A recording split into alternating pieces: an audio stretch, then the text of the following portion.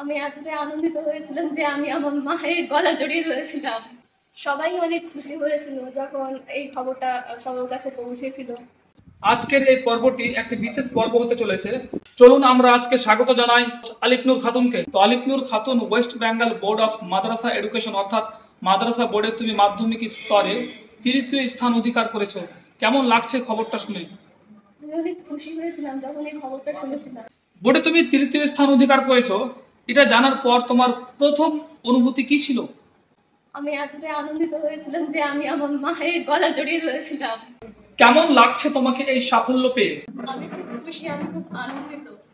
তোমার পরিবার, তোমার স্কুল, পাড়া প্রতিবেশীর লোকজন কেমন প্রতিক্রিয়া দিয়েছে?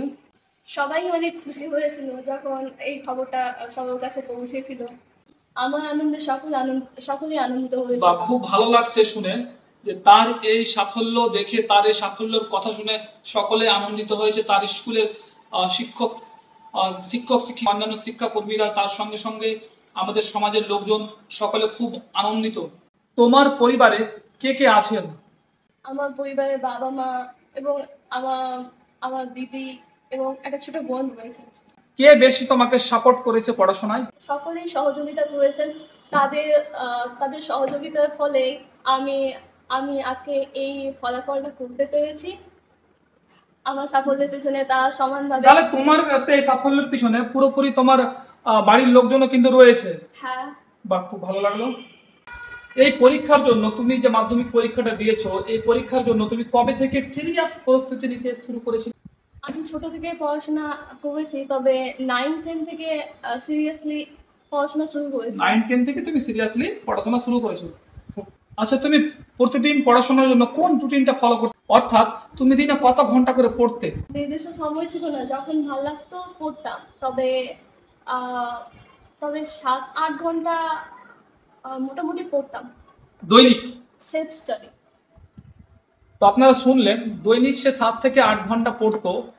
ব্যাপারটা হচ্ছে যে রেগুলারিটি মেনটেন করে যদি কোনো ছাত্র বা ছাত্রী পড়তে চায়, তাহলে এরকম রেজাল্ট কামনা করা যেতেই পারে।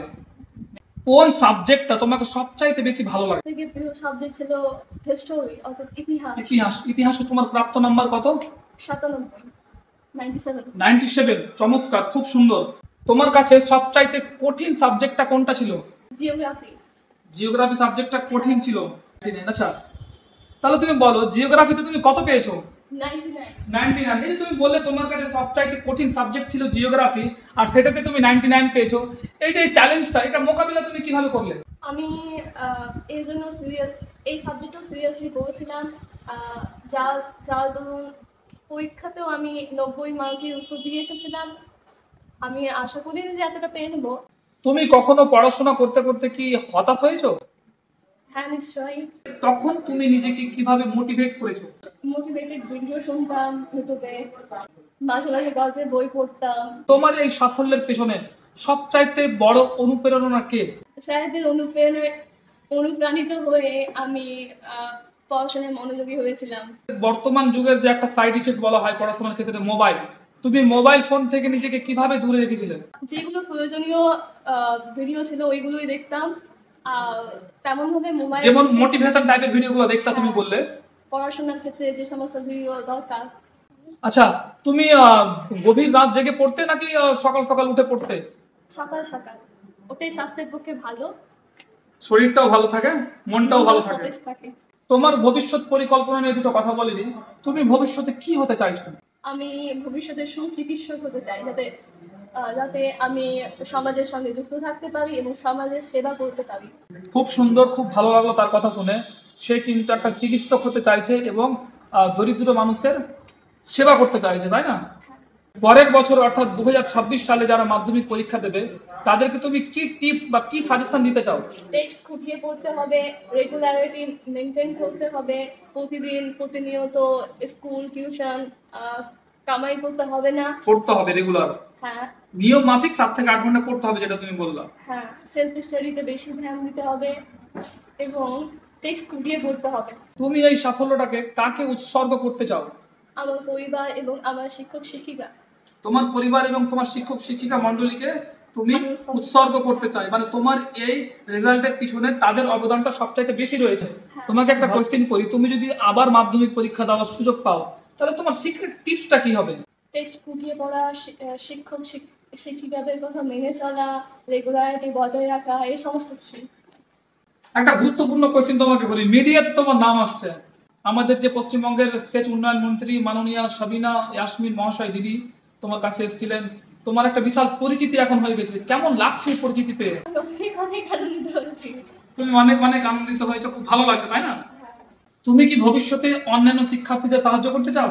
হ্যাঁ, নিশ্চয়ই। কিভাবে?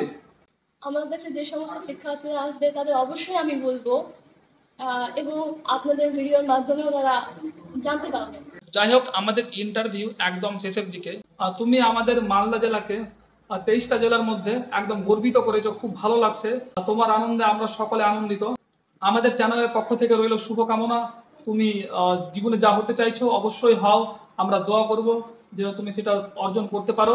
যাই হোক, তুমি অনেকের কাছে অনুপ্রেরণা হয়ে দাঁড়িয়েছো, তোমাকে দেখে এলাকায় আরো অনেক ছাত্রছাত্রী যারা আছে তারাও হয়তো বোর্ডের রেজাল্ট করবে, বোর্ডে র্যাঙ্ক করবে, এটুকুই আমরা কামনা করব। যাই হোক, ধন্যবাদ। আর সমস্ত দর্শক ভাই ও বন্ধুদের কাছে আমাদের একটা বিনম্র অনুরোধ, আপনারা ভিডিওটাকে বেশি বেশি করে শেয়ার করবেন। কেন এই ভিডিওটা আপনারা বেশি বেশি করে শেয়ার করলে আপনাদের যে ভাই রয়েছে, বন্ধু রয়েছে, দাদা বা দিদি বা বোন রয়েছে, তারা কিন্তু তার কাছ থেকে একটা অনুপ্রেরণা পাবে, কিভাবে মাধ্যমিকে ভালো রেজাল্ট করতে হবে, কিভাবে পড়তে হবে, তার একটা শিক্ষা পাবে। আমি আমার এই সফলতার জন্য সকলকে আন্তরিকভাবে ধন্যবাদ জানাই এবং সকলে দোয়া করবে যাতে আমি ভবিষ্যতে আরো আরো এগিয়ে যেতে পারি। সকলে ভালো থাকবেন, সুস্থ থাকবেন এবং আমাদের চ্যানেলটা ফলো করতে এবং ইউটিউবে আমাদের চ্যানেলটা সাবস্ক্রাইব করতে ভুলবেন না।